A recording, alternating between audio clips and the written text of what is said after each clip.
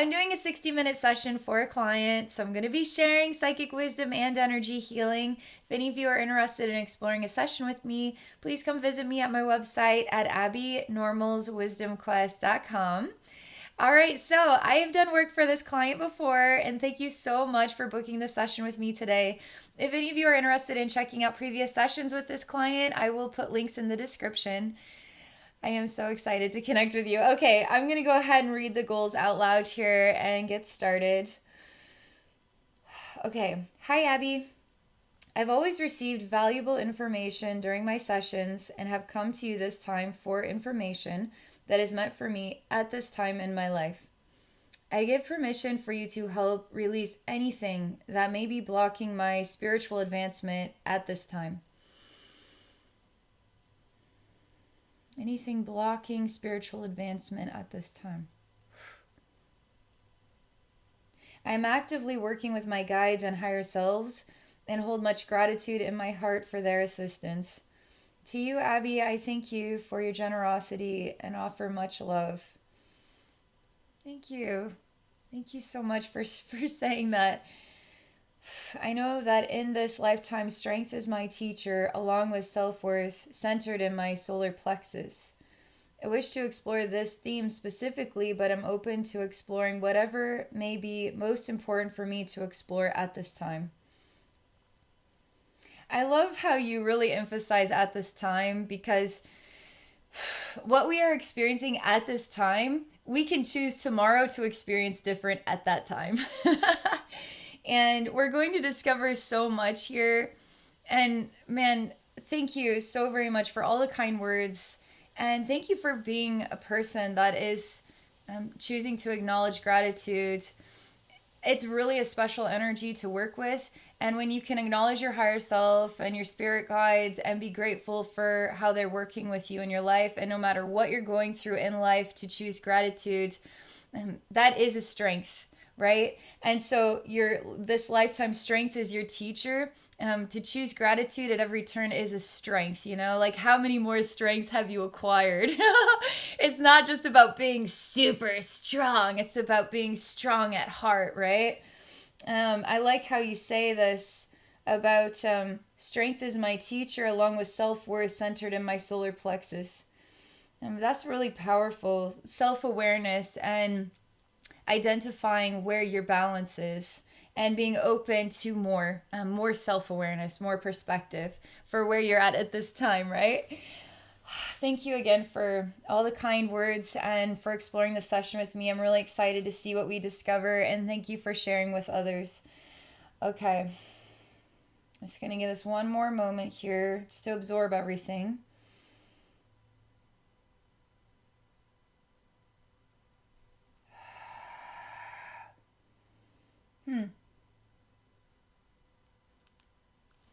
All right. I'm going to relax now and get tuned in.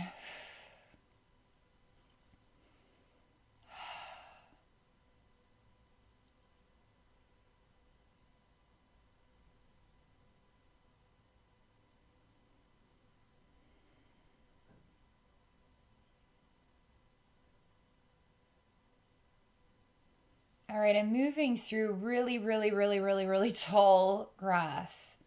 And the grass is not physical grass, it's more like energy grass. And it's incredibly tall, like as tall as your average tree. That's pretty darn tall for grass. But it's more like dry wisps of really tall grass. I mean, you could get lost in this field, easily lost in this field. But you're not really afraid of getting lost. In fact, in a way, you welcome getting lost in order for you to see more of your own personal direction. That's cool. How many people say, I'm going to choose to get lost today in order to see in a brand new way? That's actually very cool. So my hands are moving through this grass, and I feel like it's a massive illusion. So what if instead of working with the illusion, in order to create the experience of getting lost, in order to find new direction, in order to see yourself in a new way? What if you let go of the illusion entirely and chose to just acknowledge that you see clearly? In a way, the illusion and the concept of getting lost is security. You're safer with working with those concepts. You feel safer, actually, which is incredible, to be honest, because a human being that can ascend to a level where they feel safe getting lost is amazing. And now the security of having reached that point, that's a security. You understand how that works. Now, if you eradicate the security of I'm just going to get lost and find my way through the experience, now you were to say I know my way or I see clearly, you're working with a new level of energy that feels a little scary. Feels a little like I don't know what I'm doing. Okay. It's interesting because the younger you are, the more the world is new to you. The older you get, the less exciting or the fewer surprises there are. It's like kids and fireworks. Every single year it's so exciting, but the older you get, it's like, oh, it's just fireworks again and the traffic again. Kids don't care about that. So there's something about as you start to understand the rhythm and the routine of this world, and you know that it's safe to get lost because that's kind of the reality. No matter how hard you hold on to, I'm going to work towards this achievement, but you're going to go through this and this and this and this and this and never really make it to that idea specifically. It'll be more like this. So it's okay to kind of accept that life is kind of, I don't know my way, and now I'm going to be pleasantly surprised.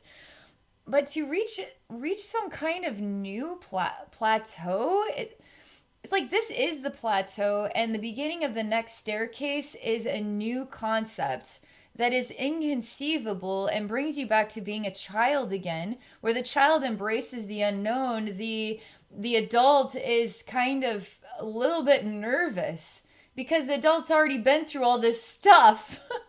In a way, wants consistency. It's like you're reaching a new level and a new staircase, and the new staircase begins with I see clearly.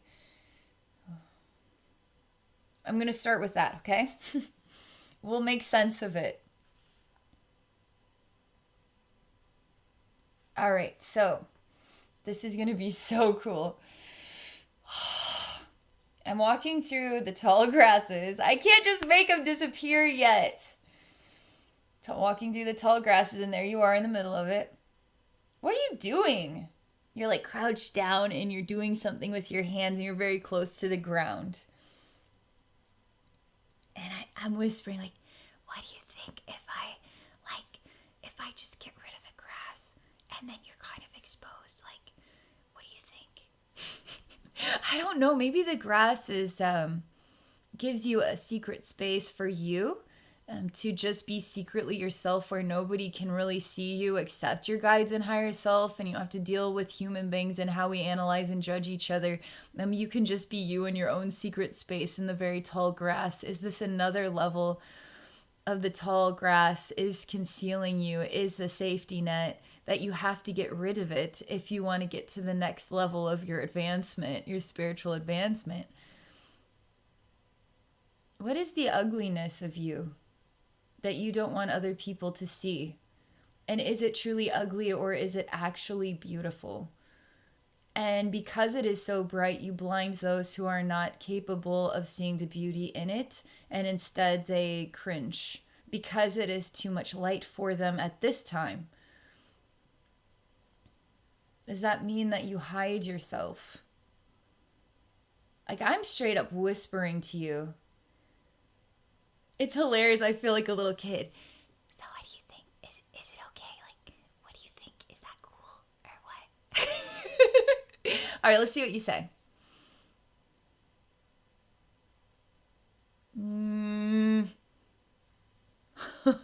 What are you doing? You're doing like drum circle stuff by yourself. There's little drums, little baby ones. And here's the smallest violin in the world playing you a song. But here's the tiniest little bongos the world has ever seen. And we're a secret little club in the very tall grass where nobody can find us except you and your spirit guides and higher self, and then maybe me. It's safe. It's cute though. And you have these little bongos and you're like in a drum circle of yourself. But you want to go do an internal journey. You want to go inside yourself and then go see the universe, like kind of shamanic journey style. There's something of that going on here, that vibe. Like there's something Native American and tribal. I want to say tribal, spiritual, ritual.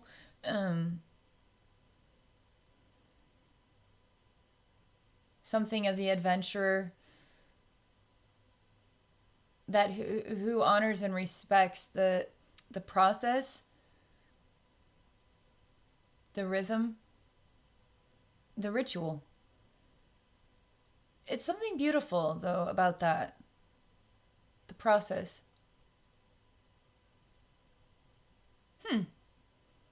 It's like a cleansing or a purification process, protection process.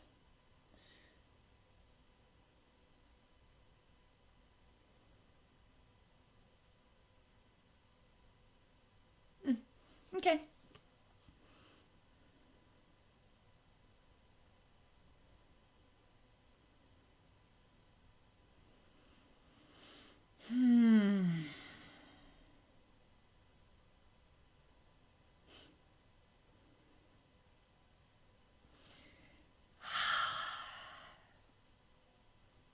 I have to be so quiet.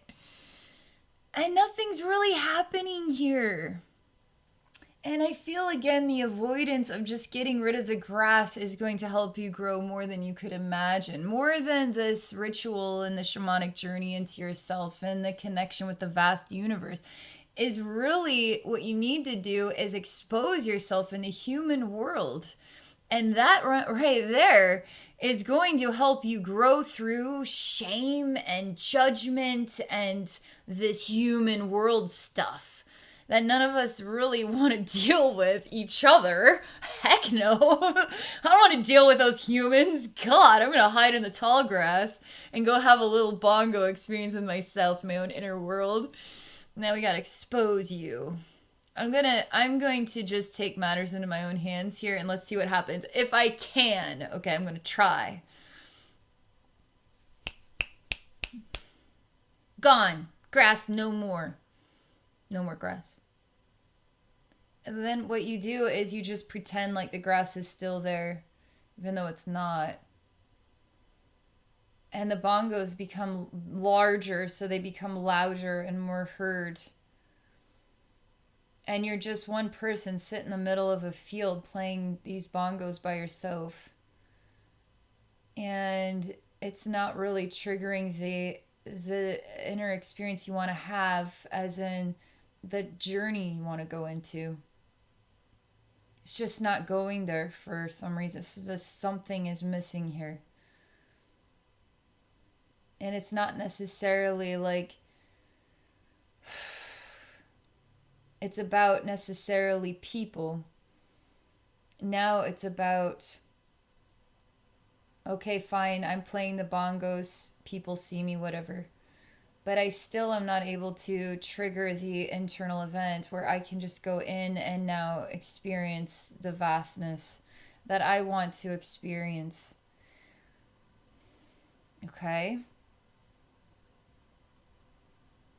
I'm just going to do something fun and I'm going to bring 1,000 human beings and we're all just going to stare at you. I just want to see how you feel about that.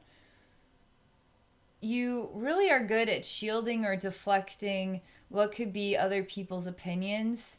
Although you might be aware that people might think this or might think that about you, you just kind of deflect it away because you truly do just want to have your own experience. And you want to reach a level where you could go inward. But I feel that there's a missing step here that has to do with your relationship with human beings. I'm gonna get rid of the bongos now. Disappear. Bam. Done. Your eyes are open and it's silent and it's you surrounded by 1,000 people. How does that make you feel? You have no brush cover. You're exposed. Why does my lip feel like... My lip feels like it's dried out or something. Just the bottom lip. It's not bad. I mean, this isn't really that bad.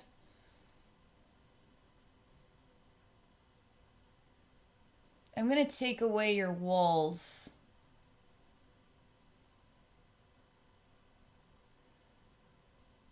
I want to have you look at just one of the 1,000 human beings. And I want to see what you feel about this human being, or what you are inspired to do. You want to bring the drums back. But for some reason, this human being is a soulmate. And you kind of ignore 999 human beings and you find the one that means the most to you. And you gravitate in the direction of that one. It's actually absolutely beautiful. It's freaking so beautiful. And all of those other human beings kind of disappear in a weird... It literally looks like a grimy haze. And it's just you and this one soulmate. And this soulmate has really great hair. I don't know. It's a male. He's a man. He has like really dark, like dark brown hair. It's not quite black. He has a little bit of a, like he could get a tan in the summer. He has a great smile and he's very comfortable in his own skin. So he's really, but he's not like loud. He's a good listener. He has really kind eyes and a really nice smile. And he can make anybody feel comfortable around him. He's a good listener. And he's genuinely empathetic and understanding. And it's a really nice guy to be around. Man, he makes me want to cry because he's just so kind.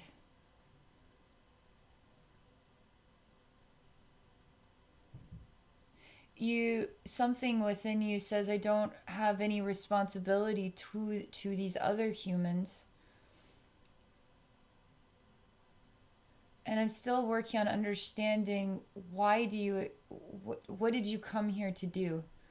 Why did you choose Earth and the human race in order to hide in these grasses? It was quite wonderful. The experience of getting lost in order to find yet another pathway of learning was phenomenal. Only to find you kind of in your own world, surrounded by the grass, which you didn't really need the people, but yet you chose the grass anyway. Even if the people were there judging you or whatever, it didn't matter because you just chose your own path. And in a way, you don't need the humans, but you were drawn to the soulmate.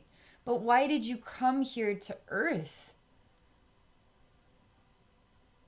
So what happens when you've learned everything you need to learn, that is the hard stuff?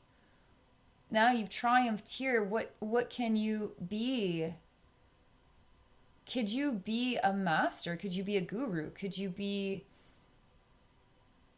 a leader of man? Would you ever want to be that? What do you feel your connection with the human race is? So let me just see what happens between you and the soulmate here.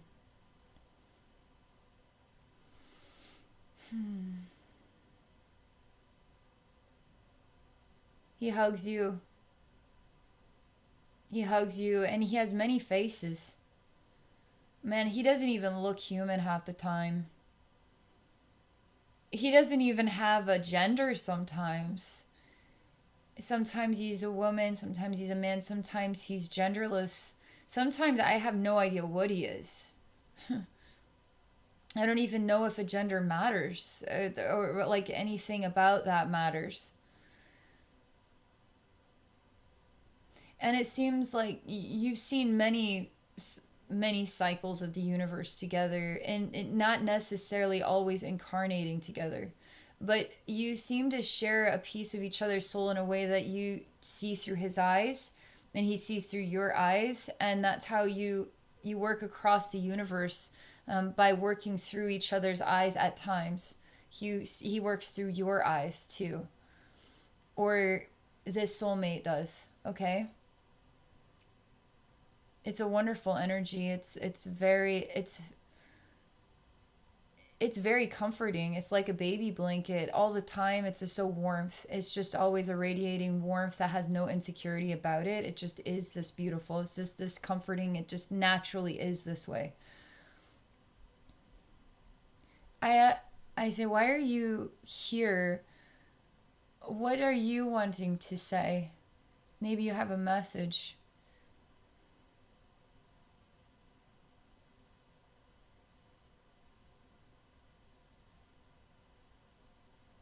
He just lights a match and then shows the match. And the time is still because the match never burns out, never burns down to his fingers. It always remains just like this. And then he hands the match to you, and you hold the match now. And you look inside this tiny flame, and somehow you get sucked into the flame. And he reminds you that he is in you. So now, as you're in the flame, he is also with you in this flame.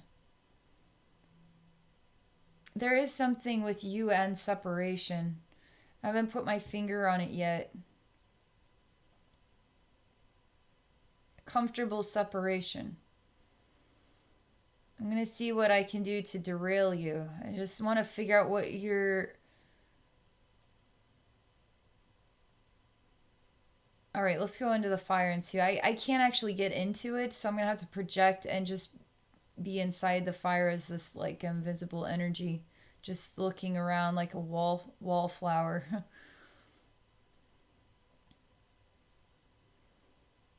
You don't want me to see what's in here, so you make it so my eyes are blacked out so I can't see. It's very silent, and you muted it. You muted the sound of this. You muted the imagery of this. You muted it because you don't want to, in a way, you could say you've already worked through it, but the fact that you have to mute it and make it not visible says that you have not completed working through it, that potentially you just don't know how to anymore.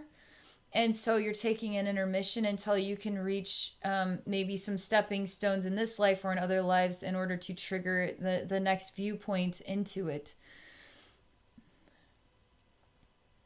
Ask your higher self, is this something we need to look at? Or, I mean, obviously we're going into the flame to see what's here, and it's being blocked from me, so I can't see it.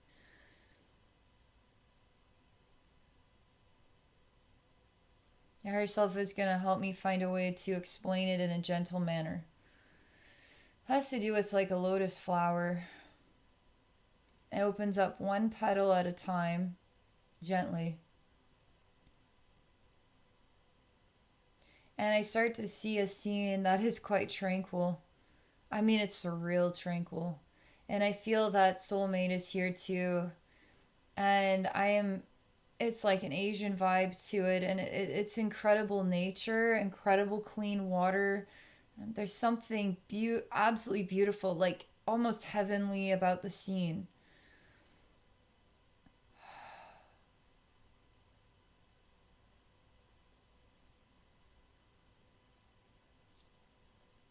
And I feel like time is slowing down, majorly slowing down, because you're sitting by the side of the water and you're just looking at the water and the beauty.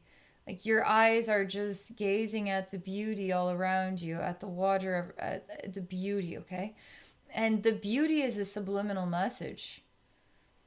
The beauty that you are spending all of this time gazing upon it and into it and breathing it within yourself is a subliminal message that allows you to feel the reflection of the beauty out there inside of you.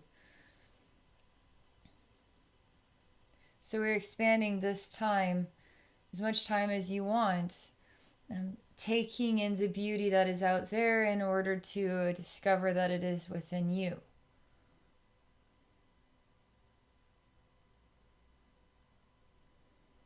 And I'm bringing this energy and vibrating it throughout what is this darkness inside the flame, which is so interesting. Should be full of light, right? But it's darkness inside the flame. But this energy of this tranquil space creates so many harmonizing vibrations that it's a perfect nutrient to this darkness in order to open it up more to me, one petal at a time, right? Like your higher self is showing me, one petal at a time, gently. Okay. So you're young and you're just a child, like you're probably 7, 8 on your own, and I mean, it's a surreal scene, like a magical Asian nature scene. Like maybe it could be captured perfectly in like a Hollywood movie where it's just like robustly, overwhelmingly like enhanced, um, like really loudly enhanced. So it's just absolutely magical. And I see a weird black creature coming out of the water. And as this child, you don't have any fear of it. You tell me that this creature is asking you a question or needs your help with something. And the creature represents, in a way, a Poseidon type figure, like a ruler of the water. And he's covered in a slime like a seaweed. His whole body is a seaweedy thing. That he has a golden staff beneath it. And he's massive and he's walking close to you. So he's almost to the shore. He's only like a foot of distance at this point, and you're just looking up at him. I mean, he's close. And you don't look like a human. You have one big massive eye. You have a head that has just a big eyeball. It's just in the front. A whole face that is just an eyeball with that is attached to skin and structure. But it is, if you take a human face and get rid of the eyes and the eyebrows and the nose and the mouth and just put a big massive eyeball across the whole face, that's what you look like. And you are analyzing thousands of bajillions of details. I mean, it's like all simultaneously having an awareness of a lot of details at one moment. And in a way, you are more of a goddess figure than he is, and coming to you for help because you have the capacity to see more than he can see. He is representing like a Poseidon figure, like a god of the ocean or the god of the waters. But you are representing an incarnate form that has, for some reason, capacity to see more and access more than he can.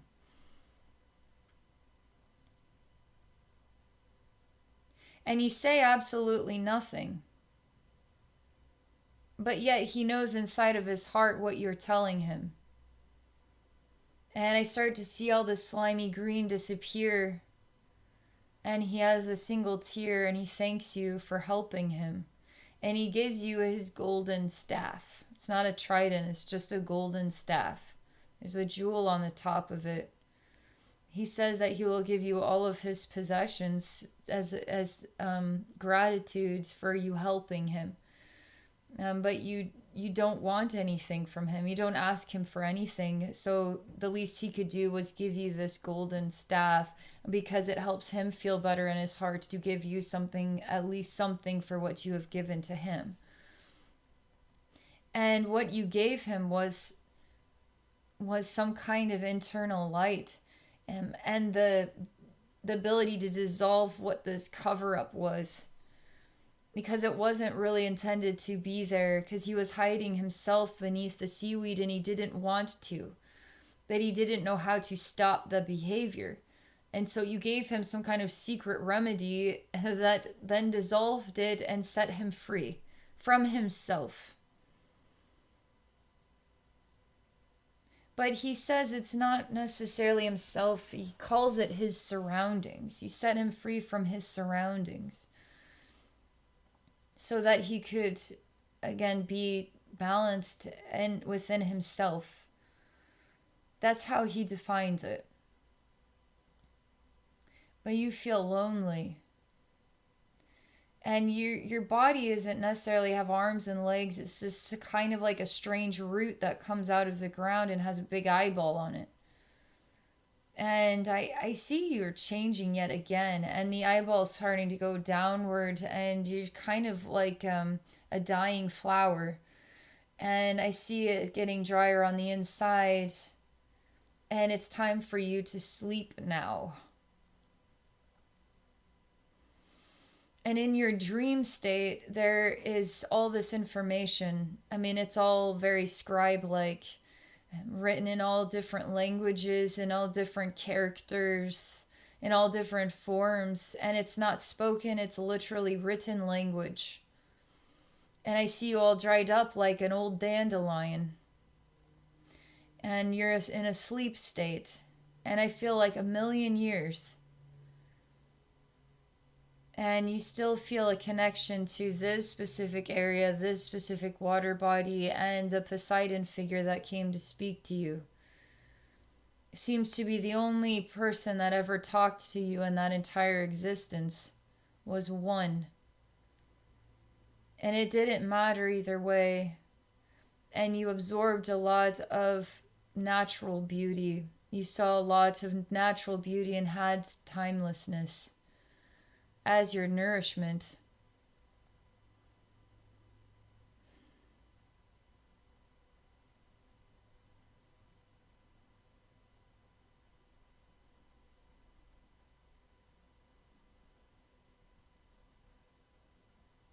I mean, I don't even see a connection with that staff. I see just time, like in fast forward, all as written time.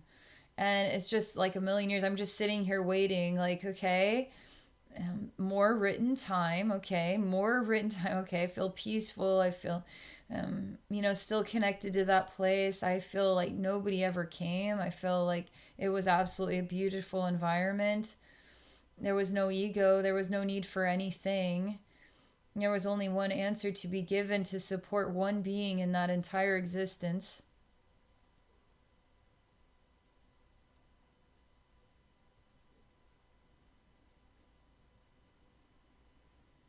We're still waiting.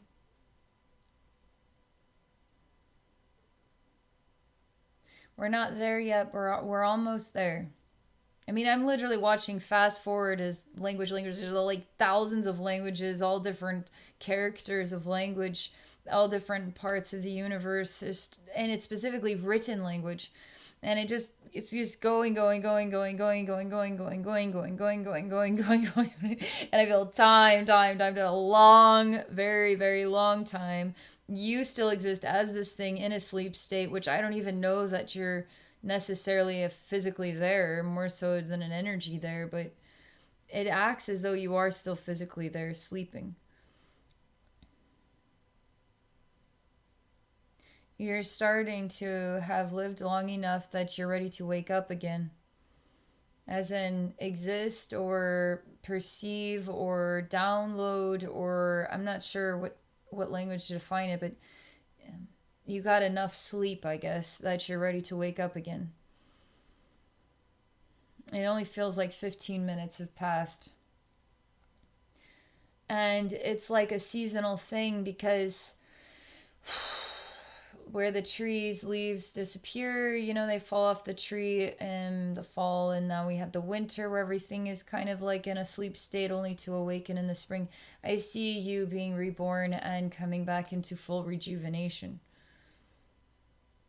And you act like you are a human child, but when I take a look at you from a different viewpoint, I see you not looking like a human child. I see you more like a plant with a massive eyeball.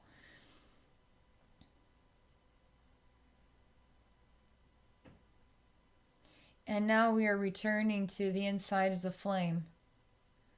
And I see it's now what looks like the inside of a flame, except for a black energy that is suspended in the center, and it's bulbous, like a lava lamp type looking, but it's more contained, although there's tiny little bits of bulbous energy that are kind of levitating here too. I am carrying the golden staff with the gem on the top, and I put it in. I just touched the inside of this black with the diamond in the center, or on the top of this staff. And the diamond absorbs all of this black into itself. And I see that the golden staff now turns into a stick. And I see the Poseidon figure appearing here.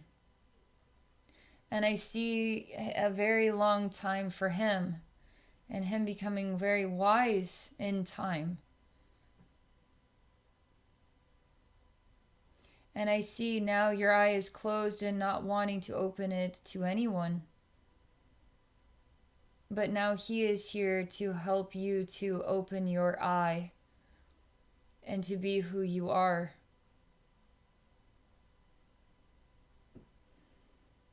Because he calls you more like an eye than a human. You are an eyeball. You are like a plant with a massive eye that generates pure wisdom, that transforms people, that transforms spirits, that transforms animals and plants and the universe. Just you can do this alone. And the reason he's saying this is he's saying for you to be who you are. If you are not who you are, then who are you? And he's kind of referencing the human race as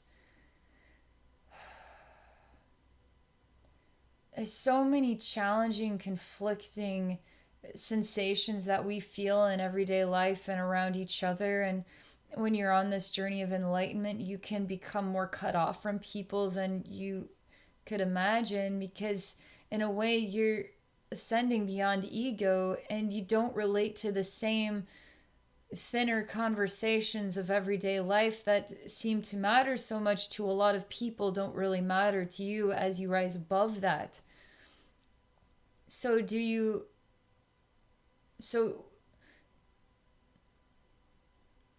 we're working on defining the meaning of this, okay? Defining the meaning of you and why you came here and who you are through yourself.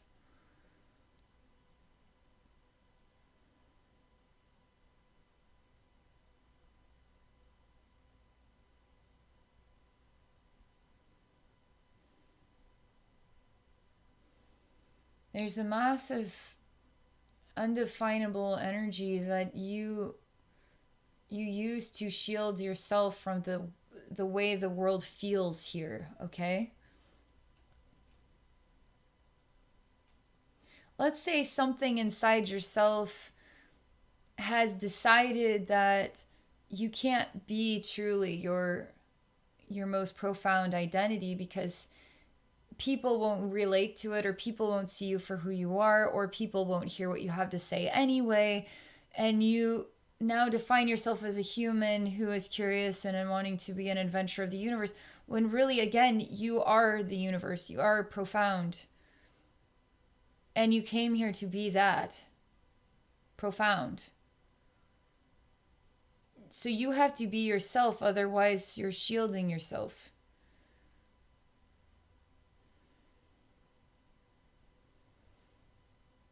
So you definitely need to stop playing the game of being lost in order to find a new path, because you are beyond that game. Because what you need to do is say, I have found myself. And now once you have found yourself, what the world does that mean? How can you be that which you have found, which might be indescribable to the human mind? How do you radiate that truth? That's the staircase. That's the new staircase that you've reached. And it's going to feel like you're working with completely invisible awareness, invisible stuff. which is actually going to be the next fun thing for you, to work with completely unknown. Because that's the only way you're going to start translating unknown into something for the world to work with, and for you to work with the world. And it has to come from within you. So you can't, let's say you could read 1,000 books on metaphysics and deduce your own opinions, all right? But you're still not working with what is inside of you. You're just gathering a bunch of information and then saying basically the same thing everybody else is saying, just in your own words. So you need to start finding out what your unique thing is. And that's going to be, in a way, invisible to you, because you are one of a kind. And now that we are allowing you, giving you permission then to be yourself, you didn't even realize you weren't yourself, right? Now you get to be yourself. Well, what does that mean?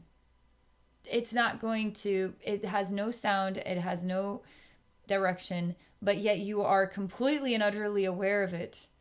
How are you going to start working with that? The new challenge for you is quite fun, actually. You are definitely capable of working with this. You are.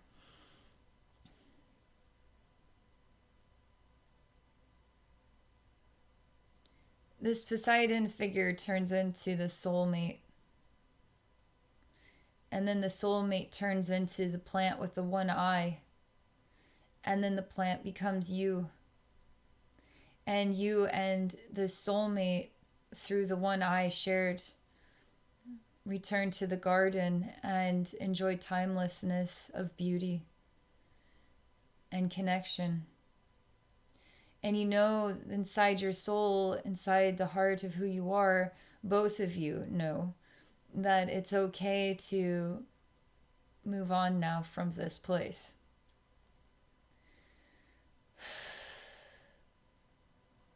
And it's kind of an impossible thing. It feels like this would never happen. You know, not in a million years, not in a billion years would this ever happen, that the plant would ever leave. But something is calling you to move on from this location. And you let go of your form, and you almost like you kind of forgot that you were something else. Because you'd been existing here for so long, you kind of forgot that you were anything but this. Which means that that time has expired. And now you can go on to this unknown of who am I now? Imagine living for so long that you didn't even realize you were anything but this. Now moving on from this to remember who you are again, but you're not who you've ever been before. So as this consciousness, this soul energy, this aspect of your infinite soul is returning to an awareness that is grown substantially, now is also triggering you in this human world, in this lifetime, to feel the same. To work with what exactly? You know? Just to trust that this will all blend into the next thing for you without your mind being able to really dictate what that means at all, okay?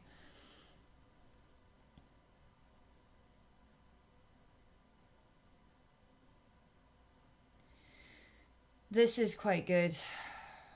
We're returning to the original scene with the tall grass. And the grass is all you, by I don't have to remove it. It's not necessarily removing itself. It's just fizzling out. And you see that you've been sitting in kind of gray ash in an open space where you're not letting anybody in. And you didn't realize that.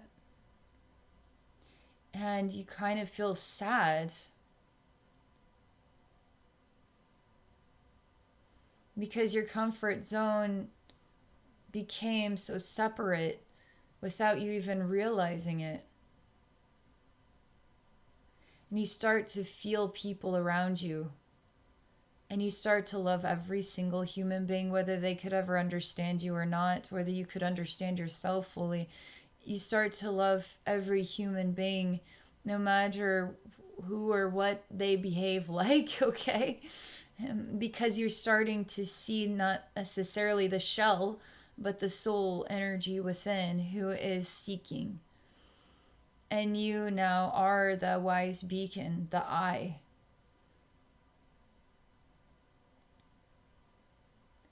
And you are opening up your energy field.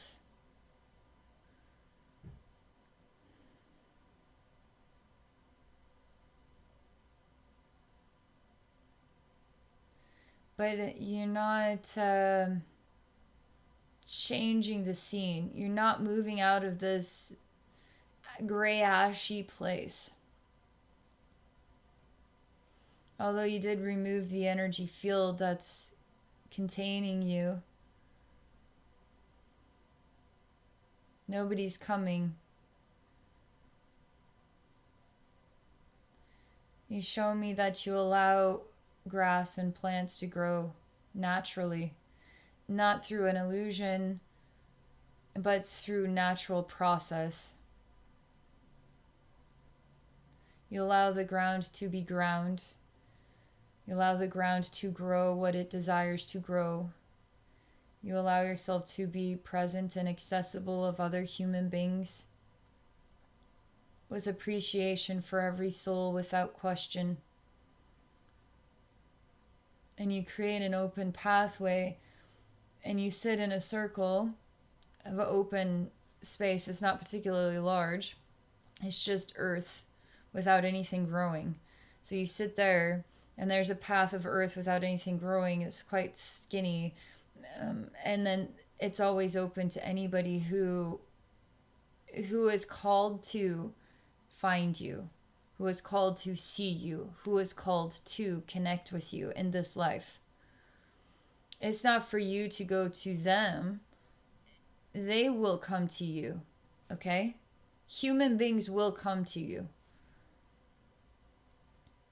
You don't seem to know what you're supposed to do with these human beings. And I remind you that you're the eye, the plant. You share the gift of your sight with them. And souls are looking for support where they are having a hard time seeing you can support that gap in their sight. Because you have the capacity to see a great deal. And that's how we support each other here on earth.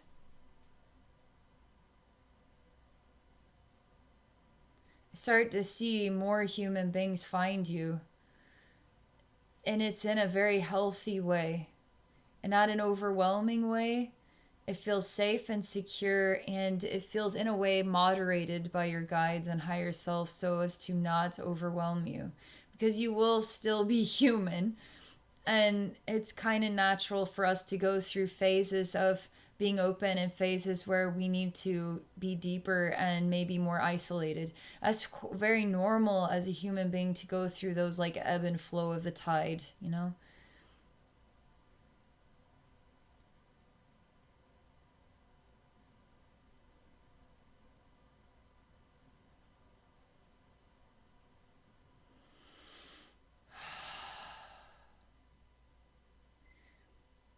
I start to see you building a structure that you live in, and the door in a way is always open. However, it's closed, and somebody knocks, and you're having tea by a fire, and everything is an orangey color, orangey glow. And you take a few minutes to sip your tea before you go answer the door. Now you're getting up. You feel a sadness in your heart, and you know that it's your soulmate at the door. Maybe you could call it a twin flame. I mean, you seem to share the same soul somehow, but you're in two different sides of the universe kind of thing, and you work together though.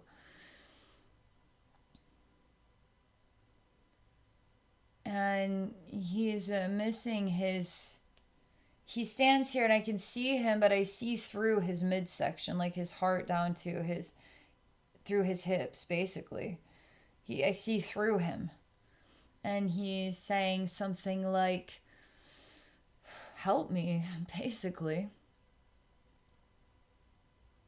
And you go into his eyes so you can see through his eyes. And you see a very dry landscape, but there are massive mountains here. And the mountains seem to be made out of metal. But there's earth and dirt parts too. And there's strange creatures, kind of like a horse and a cockroach combined, and they're brown. And they have hives of them, and they live in the ground. And I see him as he's something from more on top of the metal mountains looking down. And he's in sorrow. And he's asking you for perspective.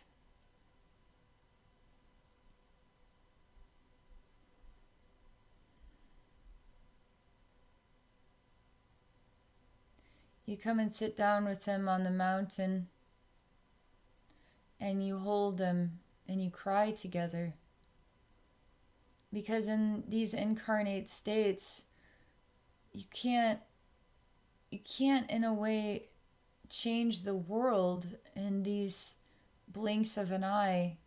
It takes a very long time and the ability to see change over a very long period of time. But it can reach your soul and create sorrow on the path. And I feel he is experiencing a sensation of feeling defeated. That this planet is becoming overrun, and these things don't realize that their behavior or their nature is going to end the life force of the planet, and they will all end up dying. And this part of your soul is in sorrow because his soul was assigned to this planet and this location in order to do everything in his power to ensure the balance of the planet maintained and the planet would live. But it wasn't.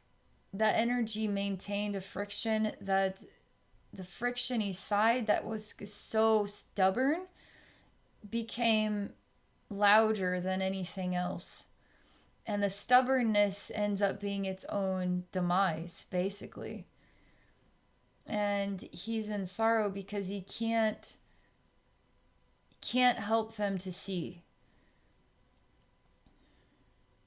And he feels that he's going to move on from the planet, and he needs your support in knowing that he is safe in everything that he did. It's almost like he's feeling defeated inside of himself, and that is creating this response that he is a letdown, that he is the reason why he could have done more. There was something, maybe he could have seen it differently and made different choices. It's got this appeal to it. It's this type of feeling about it. And you show him to enjoy every moment of your life and to enjoy it for you, not as a savior of the planet, but as somebody who is enjoying their life for themselves.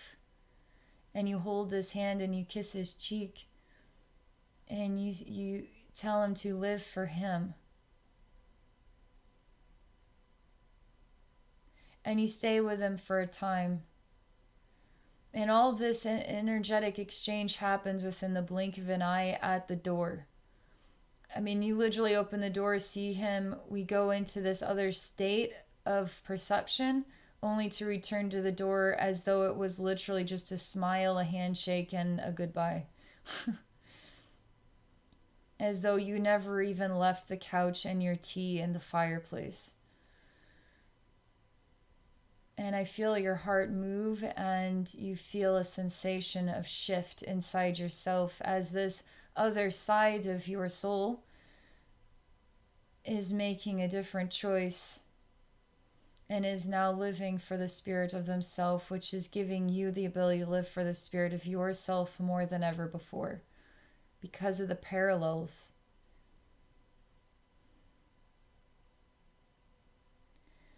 What's interesting, believe it or not, I'm being shown another snippet of time.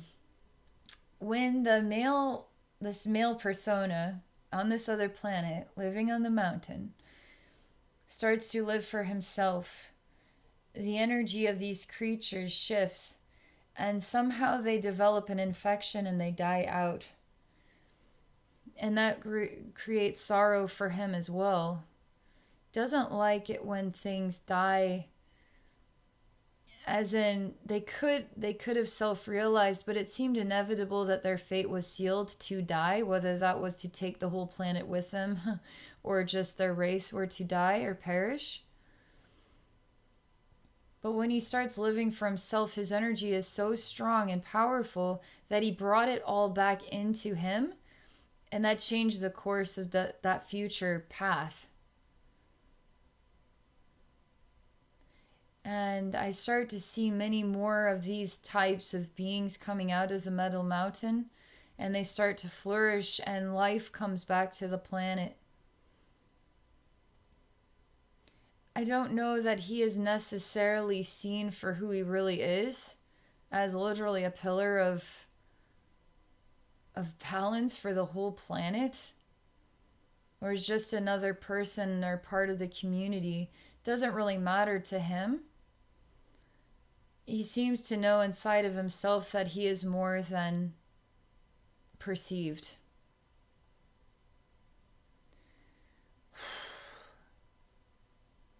Wow, this is so incredibly blissful, as in I can breathe, I can relax, I can be at peace, I can accept, I can move on, I can see the value of this process, I can see the value in myself, I can love the people that I am here on this planet with. I can love you, sister, for your love and support of me and helping me to make a decision to focus on myself.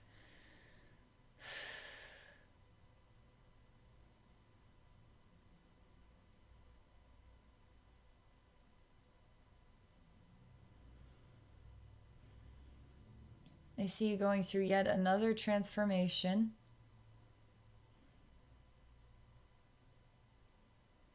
And the house peels away as yet another petal of the lotus is opened. I see the house and the glow of the fireplace is disappearing, and it's just you and you're risen above again. And you're seeing as like the moon looking down on the earth.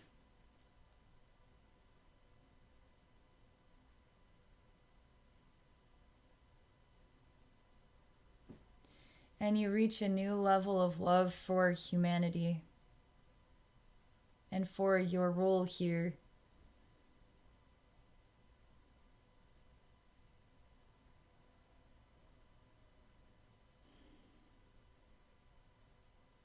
You're learning how to filter more human beings in and out without being overwhelmed by people. It kind of feels that way. It gets easier to be more present with human beings and to allow human beings that need your sight to find you. And this might open some doors that were not anticipated, where suddenly you randomly get to someone talking to you in the line of, I don't know, let's say you go inside to eat Wendy's and someone is there and you just get to talking, and somehow there's this incredible exchange of wisdom that you both feel moved by, because you are given the gift to share, they're given the gift to receive, but you're also receiving and sharing with each other in a balanced way that is reaching both your souls at the same time and is helping you to see more about who you are. And to say that I'm ready to see more about who I am, and I'm opening the door to souls who are seeking me to help me then to understand myself and open up to me even more than before. It's pretty amazing.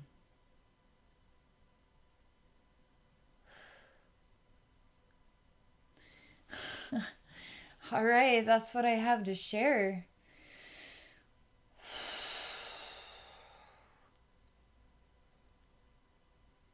Just coming back to myself here.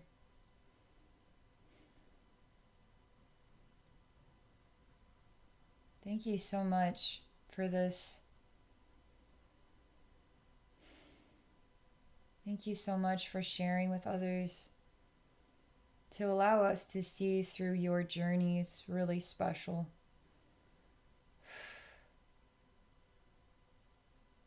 All right.